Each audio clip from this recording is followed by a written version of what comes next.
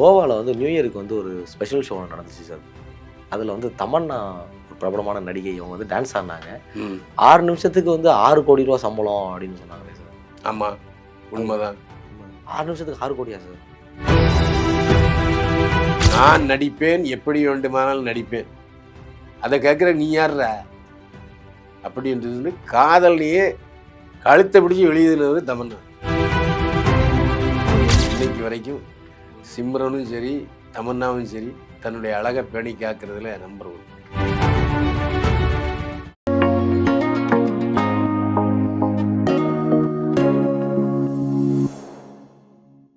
GeM cinemas நேயர்களுக்கு வணக்கம். நான் உங்க விஜய் அபிஷேக். இன்னைக்கு நம்ம ஜெம் செலிபிரிட்டி டாக்ஸ் நம்ம யார் கூட இருக்கோம் பார்த்தீங்க அப்படின்னா பைல்வான் ரங்கநாதன் சார் கூட தான் இருக்கோம். சார் வணக்கம் சார். என்னை வாழ வைத்துக் கொண்டிருக்கும் யூடியூப் சேனல் நேயர்களுக்கு நன்றியும் வணக்கம். கோவால வந்து நியூ இயருக்கு வந்து ஒரு ஸ்பெஷல் ஷோ ஒண்ணு நடந்துச்சு சார். அதுல வந்து தமன்னா ஒரு பிரபலமான நடிகை. அவங்க வந்து டான்ஸ் ஆடினாங்க. ம் 6 நிமிஷத்துக்கு வந்து ₹6,00,00,000 சம்பளம் அப்படின்னு சொன்னாங்களே சார். ஆமாம் உண்மைதான். 6 நிமிஷத்துக்கு 6 கோடியா சார்? உங்களுக்கு அது பெரிய கோடிங்க. பார்க்குறவனுக்கு என்ஜாய் பண்ணுறவனுக்கு அது பெரிய கோடி அல்ல. பார்த்து என்ஜாய் கோடீஸ்வரர்கள்லாம் தங்களுடைய சந்தோஷத்துக்காக பணத்தை இன்வெஸ்ட் பண்ணி கோவாவுக்கு வரான். சாதாரண கோவாவில் போய் ஜாலியாக இருக்க முடியாது. அப்படிப்பட்ட சூழ்நிலையில் அவன் அந்த கோவாவில் கேளிக்கை விழாவுக்கு எவ்வளவும் பணம் செலவு பண்ணுவான். அந்த செலவு பண்ணுறதுக்கு தமன்னா டான்ஸ் ஆனதானே ஒத்துப்பான். தமன்னா டான்ஸை பற்றி உங்களுக்கு தெரியும்.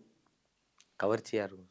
கவர்ச்சி மட்டுமில்லை, சூப்பர் ஸ்டார் ரஜினிகாந்த் கண்ணை அகல விரித்து என்னையே தமன்னாவோட டான்ஸ் ஆட பண்ணாம விட்டானே அப்படின்னு ஏக்கத்தில் ஆதங்கத்தில் சொன்னாரா இல்லையா? இப்போ எவ்வளோ ஒரு கவர்ச்சி தமன்னாட்ட இருக்குது. இன்னைக்கு வரைக்கும் சிம்ரனும் சரி தமன்னாவும் சரி தன்னுடைய அழகை பேணி காக்கிறதுல நம்பர் 1. ஆனால்தான் அதிகமாக கவர்ச்சி காட்டக்கூடாதுன்னு அவருடைய காதலன், நிச்சயிக்கப்பட்ட காதலன் சொன்ன பிறகும் கூட தமன்னா உன் வேலையை பார்த்துக்கிட்டு நீ போ, இது என் தொழில், கவர்ச்சியாக நடிக்கிறேன் என் வேலைன்னு சொல்லிட்டு காதலையே போடான்னு துரத்தி விட்டாங்க. அது தெரியுமா உங்களுக்கு? தெரியாது. நீ சொல்லதான் தெரியுது. அதான் ஒன்று. நான் நடிப்பேன், எப்படி வேண்டுமானாலும் நடிப்பேன். அதை கேட்குற நீ யார்ரா அப்படின்றது காதல்லையே கழுத்தை பிடிச்சி எழுதினது தமன்னா. இதை ஓப்பனாக சொன்னார். அவரோட காதலன் மட்டும் இல்லை, தமன்னாவே சொன்னார். இன்னும் நடிக்க வேண்டாம்னு சொல்கிறான். அவன் யார்?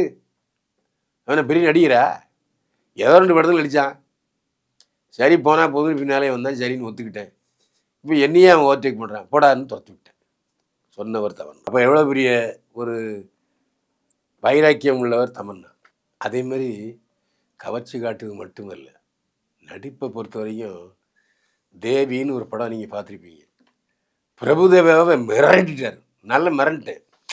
அப்படியே சாதாரண பொண்ணாக வருவார், இந்த வீட்டு கதவை தாண்டின உடனே அப்படியே பேயா மாறிடுவார். நெருப்பாக இருக்கும் அவருடைய நடிப்பு. எந்த அளவுக்கு கவர்ச்சி காட்டுகிறாரோ அந்த அளவுக்கு நெருப்பாக நடிப்பிலும் காட்டியவர் தமன்னா. அதே மாதிரி சார், இப்போ நீங்கள் அதே மாதிரி கவர்ச்சியில் மட்டும் இல்லைன்னு கொஞ்சம் வாய்ஸை லோ பண்ணீங்களா?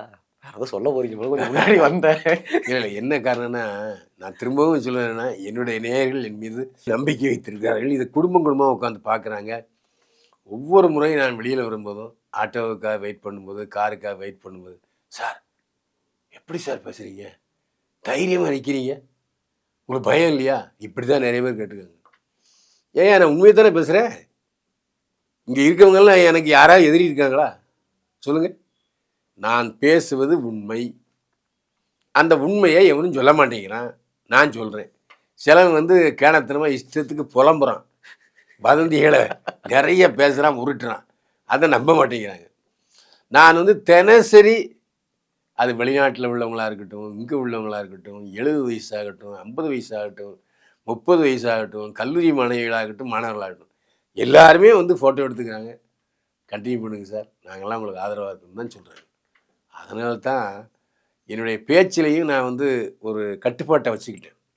நாம் ஒரு எல்லையை தாண்டக்கூடாதுன்னு வச்சுக்கிட்டேன். முன்னே பேசுனது உண்மை தான், நான் இல்லைன்னு சொல்லலை, இப்போ இல்லை. சார் உண்மையை கரெக்டாக சொல்கிறாரு. இந்த மாதிரி முன்னாடி பேசினேன், இப்போலாம் நான் கரெக்டாக பேசுகிறேன், எல்லாரும் கரெக்டாக சொல்கிறேன் அப்படின்றது. அதே மாதிரி யாரா உங்கள்கிட்ட கேட்டால் தான் ஒரு சில விஷயங்கள் எல்லாமே வெளியே வருது தன்னால. எனக்கு இல்லை, என்ன காரணம்னா கிட்டத்தட்ட 47 வருஷம் இந்த சினிமாவில் இருந்துட்டேன். சினிமாவில் பெரும்பாலான இசை வெளியீட்டு விழாவுக்கு நான் போகிறேன்.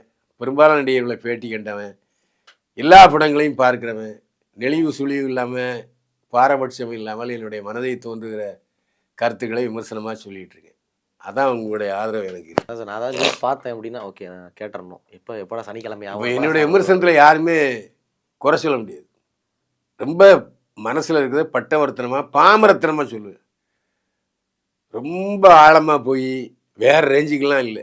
நம்முடைய ஒருத்தன் 200 ஒருத்தர் படம் பார்த்தானா அவனுக்கு பிடிக்குதா இல்லைங்க என்னுடைய விமர்சனம். கரெக்டாக இருக்கும். மார்க் போடுறது எல்லாமே கரெக்டாக இருக்கும். நானே சார்கிட்ட எப்போ 70 மார்க் வாங்க போகிறேன்னு சொல்லி நானே ஆவால வெயிட் பண்ணிருக்கேன். 37 தாண்ட மாட்டுதாங்கிட்டு போக போக தாண்டுமா சார் வாய்ப்பு இருக்கு. கண்டிப்பாக தாண்டும், சந்தேகமே இல்லை.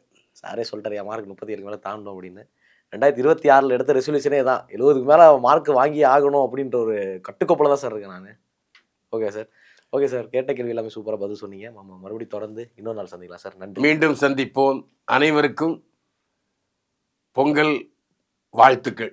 சந்தோஷமாக பொங்கலை கொண்டாடுங்க. அந்த சந்தோஷம் வாழ்க்கை முழுவதும் நிலைக்கட்டும். இன்னொரு நாள் இன்னொரு கெஸ்ட்டோட நான் வந்து உங்களை பார்க்குறேன். Signing off Vijay Abhishek.